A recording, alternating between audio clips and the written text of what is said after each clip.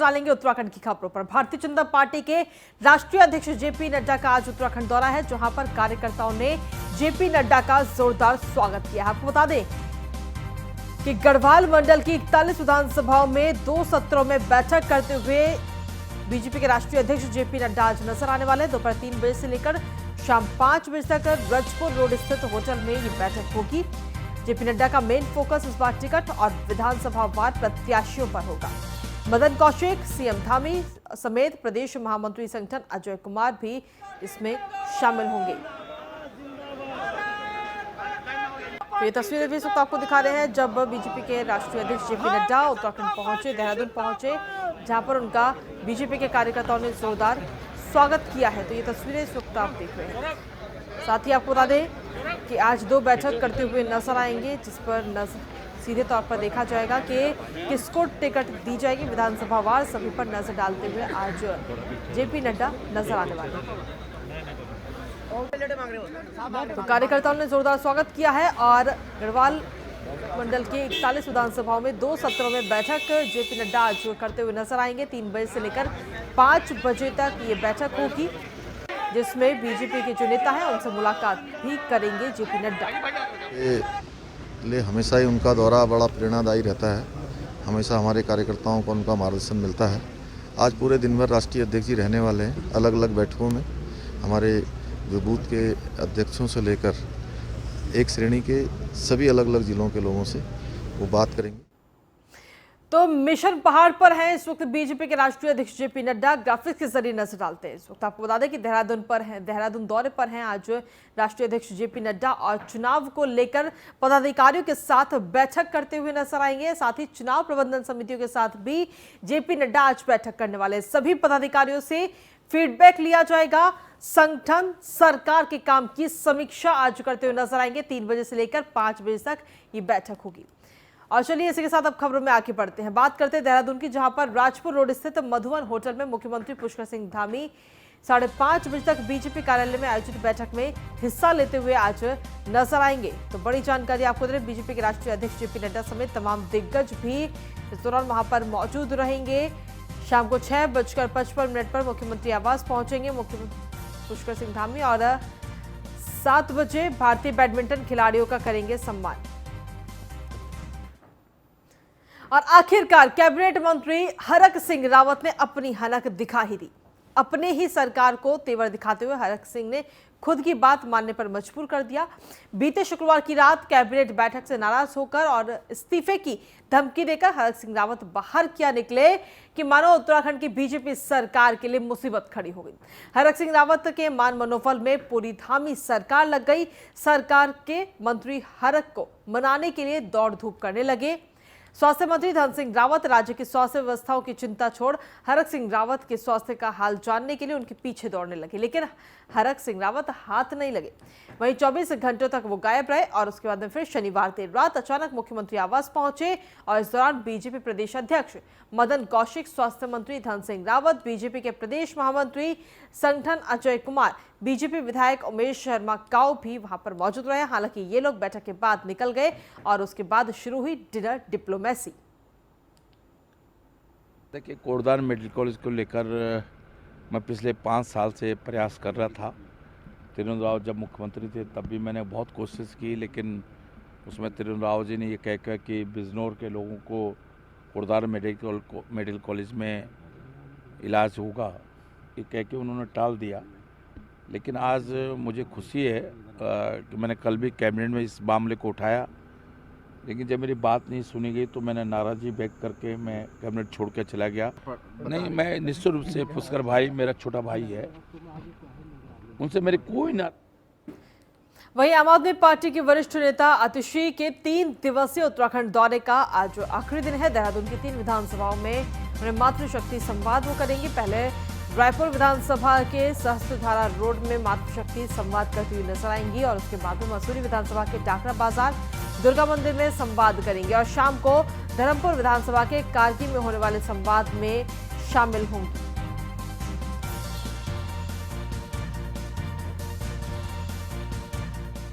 सबसे पहले शहीदों की चिताओं के लगेंगे हर वर्ष मेले। वतन पर मिटने वालों का यही बाकी निशान होगा। इसी बात के साथ मैं आह्वान कर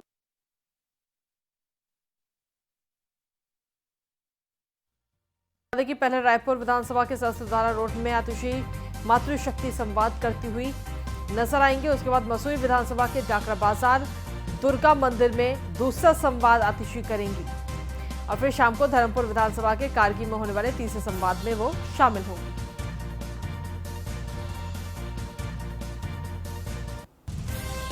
तो आम आदमी पार्टी के वरिष्ठ नेता आतिशी का 3 दिन का दौरा है और देहरादून के 3 विधानसभाओं में वो मातृशक्ति संवाद करती हुई नजर आएंगी। पहले रायपुर विधानसभा के सहस्त्रधारा रोड में मातृशक्ति संवाद करेंगी और उसके बाद में मसूरी विधानसभा के डाकरा बाजार दुर्गा मंदिर में दूसरा संवाद आतिशी का रहेगा और इसके बाद में शाम को धर्मपुर विधानसभा के कारगी में होने वाले तीसरे संवाद में आतिशी शामिल होंगी।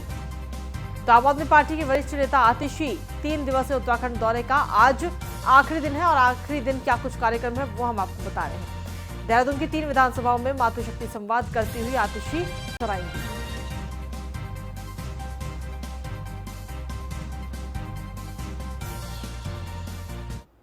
वहीं गदरपुर के कंबोज धर्मशाला में शहीद उधम सिंह का 123वां जन्मदिन मनाया गया और इस मौके पर सामाजिक कार्यकर्ता ओम प्रकाश ने कहा कि 123 साल पहले एक महान विभूति ने जन्म लिया था जो बाद में राम मोहम्मद सिंह आजाद और उधम सिंह कंबोज के नाम से जाने गए।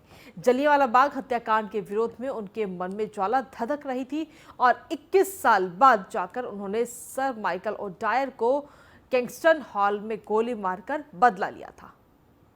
तो आज उनका जन्मदिन 123वां जन्मदिन उनका मनाया गया शहीद उधम सिंह का और शहीद के लिए कंबोज धर्मशाला में कार्यक्रम का भी आयोजन किया गया।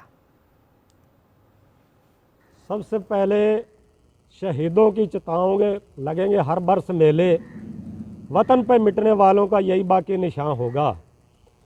इसी बात के साथ मैं आह्वान करूंगा नौजवान साथियों से कि शहीदों के सपनों का जो भारत नहीं बन पाया, उनके अंदर सपने सजोए हुए थे कि हम आज़ादी की लड़ाई लड़ रहे हैं, इन गोरे अंग्रेज़ों से हम भारत को मुक्ति दिलवाएंगे, अपने देश की सरकार होगी, अपने लोग होंगे, अपने ही देश की सरकार होगी, अपने लीडरशिप होगी और हमारा देश उसमें तरक्की कर पाएगा, किसी का गुलाम नहीं रहेगा।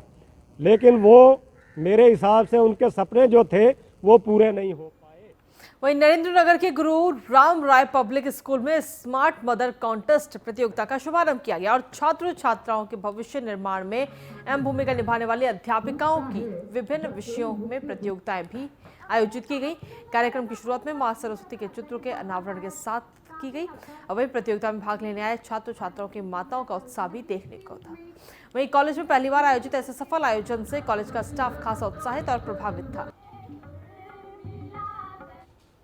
हमारे स्कूल में एक मदर कॉन्टेस्ट है, स्मार्ट मम्मी कॉन्टेस्ट, जिसमें सारी लगभग almost every mother came here और उन सब ने बहुत पार्टिसिपेट लिए थे। अलग अलग टाइप के कॉन्टेस्ट हुए थे, टॉपिक हुआ था, एप्लीकेशन राइटिंग हुई थी, जीके क्विज हुआ था और हमें भी बोलने का मौका मिला और अच्छा भी लगा। बहुत अच्छा से इन्होंने यहाँ पे बोला और हम चाहते हैं पेरेंट्स लोग भी और टीचर्स भी सारे लोग इस जो ये कार्यक्रम करा इन्होंने हर साल करे और इसमें हम सारी मम्मी और बच्चे भी, जितने भी बच्चे हर साल करते हैं यहाँ पे बच्चे कंपटीशन, तो बच्चे भी और मम्मियाँ भी सब लोग आगे बढ़े। का जो उद्देश्य था वो माताओं की जो जनरली बच्चों के लिए इतना कुछ करती है, उनकी सक्रिय भूमिका जो स्कूल के जो कार्यक्रम होते हैं उनमें वो रखें। साथ ही उनको इन कार्यक्रमों के माध्यम से जिसमें हमने छोटी छोटी जो भविष्य के निर्माण में शिक्षकों के साथ साथ माता पिताओं की बड़ी भूमिका हुआ करती है। इसी को दृष्टिगत रखते हुए यहाँ स्थित श्री गुरु राम राय पब्लिक स्कूल में स्मार्ट मदर कॉन्टेस्ट प्रतियोगिता का आयोजन किया गया। इस प्रतियोगिता में बच्चों की माताओं ने बढ़ चढ़ कर के हिस्सा लिया है। डांसिंग, सिंगिंग, कोविड से बचाव, अनुशासन, शिक्षकों से अपेक्षा, इस तरह के बिंदु और विषय उनको दिए गए। बेबाकी से बच्चों की माताओं ने इसमें बढ़ चढ़ करके हिस्सा लिया है और बेहिचक अपनी बात को उन्होंने बोला है। सिंगिंग और डांसिंग में उन्होंने बिल्कुल बाकायदा प्रस्तुति देकर सभी को आकर्षित किया है। और इस प्रतियोगिता के कराए जाने से नगर वासियों ने और यहाँ के आसपास जो गांव हैं उन्होंने विद्यालय की बड़ी प्रशंसा की और कहा है कि इस तरह के आयोजन लगातार हर वर्ष होते रहने चाहिए। इससे बच्चों को जहाँ सीखने का मौका मिलेगा, वहीं अभिभावक भी एक दूसरे से सीखेंगे, बच्चों के अच्छे भविष्य का निर्माण होगा। मैं वचनपति रयाल, नरेंद्र नगर।